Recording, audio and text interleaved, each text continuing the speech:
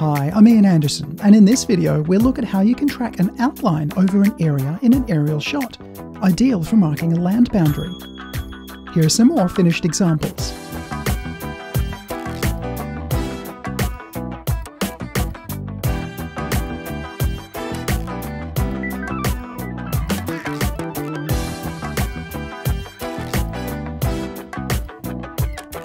Start with an aerial shot on your timeline.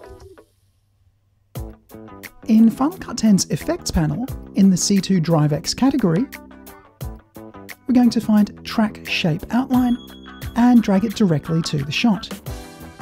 Here, we're going to highlight the farm and the fields behind it, with a bent line tracking the edge of the property here.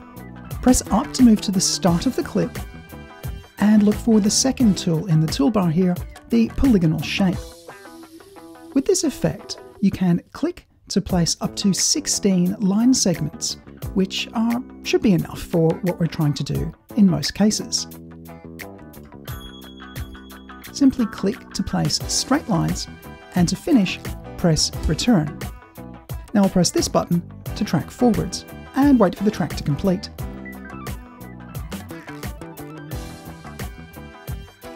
You'll see that in this case, the track has gone slightly off over time, but that's okay, it's easy to fix. I'm going to move to the final frame in the clip by pressing down and then left, just using the arrow keys on the keyboard. Keyframe is active, you can tell from the lit key there. And so I'm just going to adjust the few edges of the shape that have drifted and drag that point there, maybe that point a tiny bit, and then this one, and this one here. The first frame was automatically a keyframe, so adjusting the final one means we've only got 2 explicit keyframes, and the rest are just blended between. There's no need to put in more than 1 manual keyframe in this case. Now in this particular clip, you may get better results by tracking backwards, drawing the shape on this frame, and then tracking backwards instead of tracking forwards. So always remember that as an option. Now that the track is complete, you can adjust the thickness of the line and the color of the line. Though in this case, I'll set this back to white. You can also choose to highlight points underneath each of the shape points you've placed. And we've got a choice of round, square, diamond, or none if you don't want to see them at all. I'll just increase the size of those and show you the different options, and obviously the different colours. Note that small points will be hidden underneath the tracking points in Final Cut 10, though they would appear in the finished output.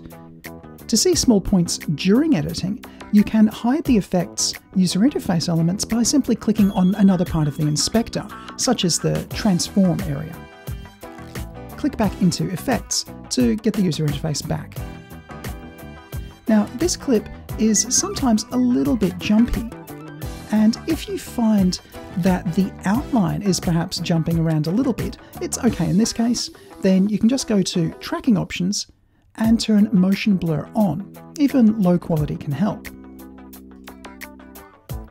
Now, if you do experience slow playback with Motion Blur turned on, then you might want to render it. Typically, when you're working with CoreMelt products, we recommend disabling background rendering. And if I bring up Preferences with Command Comma, under Playback, that's done here. But if you do want to render just one clip, then you can force a clip to render with Control R. Orange indicates an unrendered clip, and as it disappears, the clip is being rendered.